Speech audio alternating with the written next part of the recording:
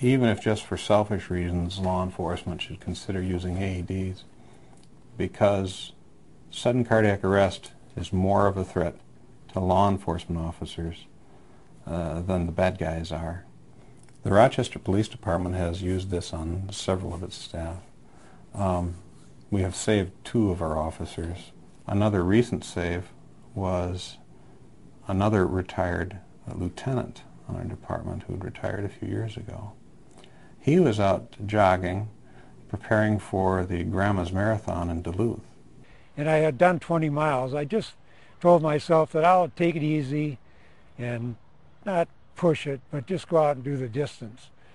And as I was finishing, which is just down the street from here, I became dizzy. And I started to walk for home. I just live right back here a couple of blocks, and I thought I'll walk home and be fine. And this is the infamous fence that I got to. And the last thing I remember is leaning on the fence, waiting to regain my balance for this dizziness to pass. And then that's when the lights went out. The day of Al's cardiac arrest, I was in the park that day with my husband John, and while we were driving around the park, I saw a man up at the fence. At the time I did not know it was Al, but I could see that there was a person dressed in running clothes holding onto the fence and having trouble standing. And I told John, that man is having trouble, he's in trouble, and the next thing I knew he was down and I couldn't see him on the fence anymore. And so we drove into the park, and as soon as we pulled up, I got on the phone and called dispatch, gave a location to where we were at, what the problem was, and immediately he was coding where there was no pulse and no breathing, and we started CPR. When the squad car arrived, Officer Dries and Officer Bray arrived with the defib, and it was hooked up to Al at that time. And one shock was delivered, and John and I could see the life come back into Al's face at that time. A second shock was required, and then his breathing and pulse came back. He did not need to be shocked a third time. And then Gold Cross paramedics had come on scene in the meantime, and they took over advanced life-saving efforts. When we get to go to medicals and assist them in a time of need and have a positive outcome with a defibrillator or have a positive outcome in saving someone's life, it just gives us something that we can take home with ourselves and something that the citizens can take home as a mutually positive occurrence. We don't get that very often. Well, my life now is better than ever. I'm 65 years old. We travel. We have 9 grandkids. In fact, about 3 or 4 months after our cardiac arrest, my wife and I spent 2 weeks in Italy. How about that, huh? It was wonderful, and we traveled without fear of medical problems. My life is really good. I have the greener, the sky is bluer. Life is better. I've known Al for a long time. I've known him before I became a police officer. But I'm just very grateful that I saw him that day. I'm very grateful that he survived this event. And I will always feel attached with him, always feel a connection with him. That's true.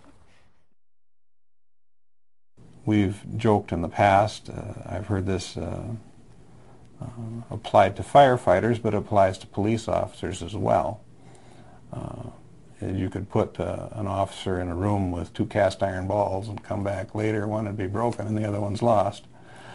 But these defibrillators have stood up to the test of a squad car. We have never had one fail on us. They're so easy to use, and that's one of the greatest things ever, is that when you actually are in a situation where someone in front of you is having a heart attack or having some severe medical problem, they're not breathing, you grab the defibrillator, all you have to do is plug in one plug that is for these pads, and it tells you right where to position the pad. So literally, even if you didn't have the training that we have, it's easy enough that someone just looking at it could figure it out. The early defibrillation program is by far the most successful program in terms of saving lives in this community that this police department has ever been involved in. It boils down to protecting and serving. And what would people want protected more than their very lives? It goes to the core of our Constitution. Those rights are the right to life, liberty, and the pursuit of happiness. And the last two aren't any good without the first one. One of our main objectives is to have defibrillators in all of the places that they may be required. One of them is the State Highway Patrol.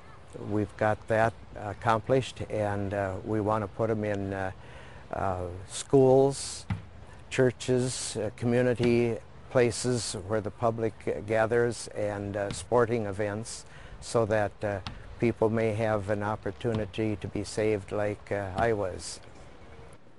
Our time is stretched in many directions each day, but the bottom line really is that we're here to serve the citizens of this community, and that we're having as great of impact with this defibrillation program as we can have in all of our other programs combined.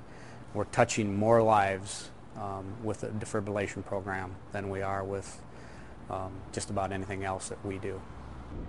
As a police officer, not all your contacts with the public are positive. So in a situation where you can come in and actually save somebody's life, it's an incredible experience to be a part of.